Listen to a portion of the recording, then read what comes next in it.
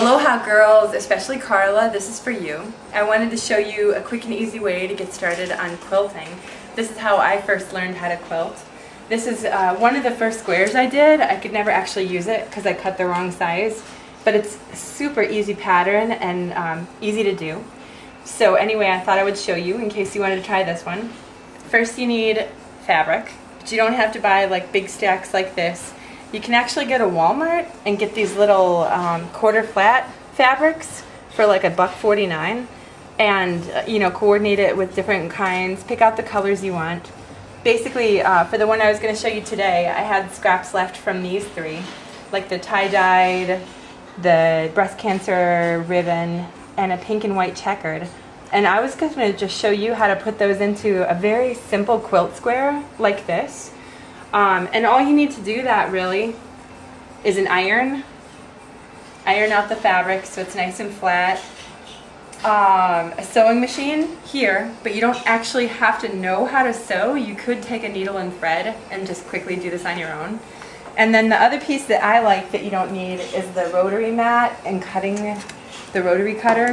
It's just a little easier to do than using scissors, so that you can basically lay these out and use this to cut them any way you want and then just sew them together really quick. I mean, this is all you need to do your first quilt square. Okay, so now we're ready to sew the squares together. And to do that, you actually have to put the fabric so that the print side is facing each other, so that the unfinished part that you don't want to show is to the outside. That way when you go and run it through the machine right here, like this, leaving that 1/4 inch, remember we added like a 1/4 inch to all sides so that we have room to sew. You go ahead and run it through, and you can pin it if you want for perfection, but I usually just lay it like this and then run it through.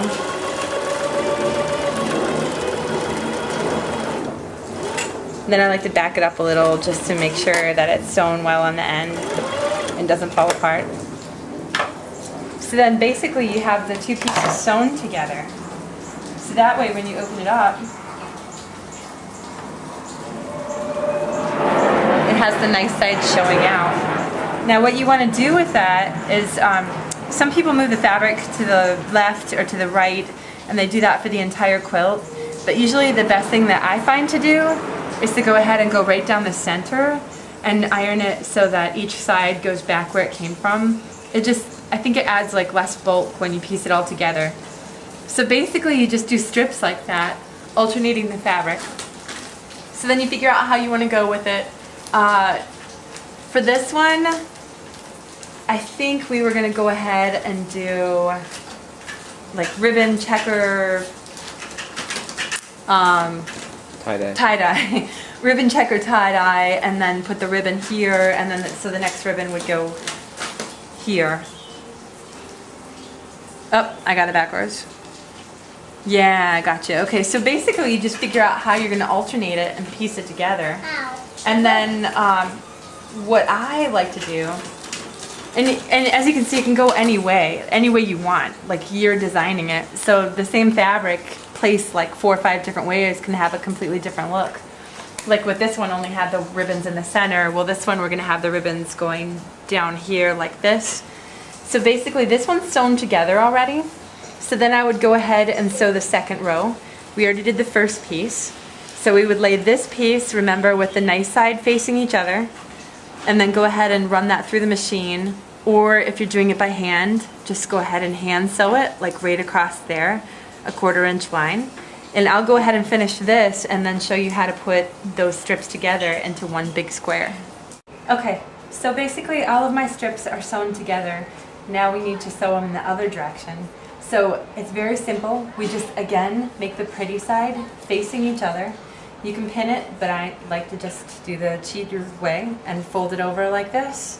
And you see how all my seams are kind of sewn down flat? Then I just go ahead and take it like this and run the whole section through the machine with that 1/4 inch gap on the outside.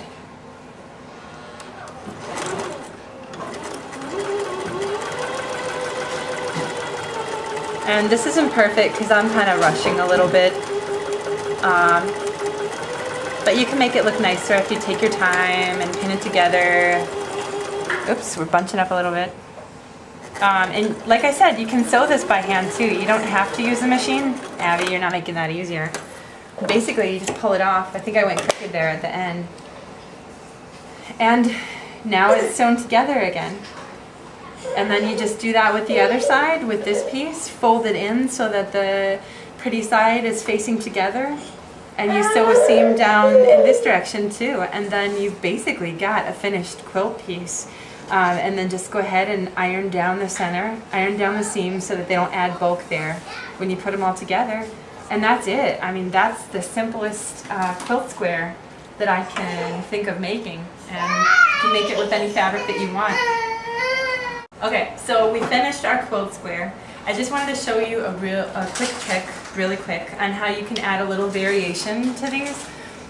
First of all, you can do one of these squares like the center one plain, and then you could iron on an applique to it, or you could sew something in the center of it. So there's a lot you can do with this basic quilt square. But another thing you can do is add some angles to it.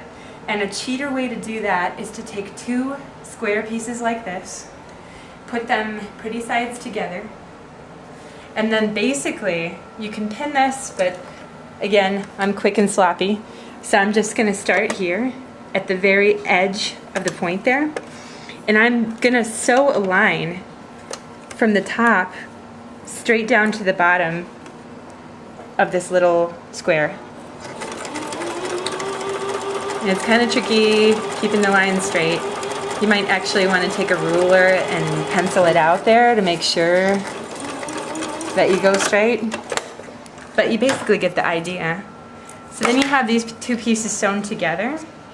So what you can do is take it and cut along the line here. This is really bad sewing. But leave a 1/4 inch strip.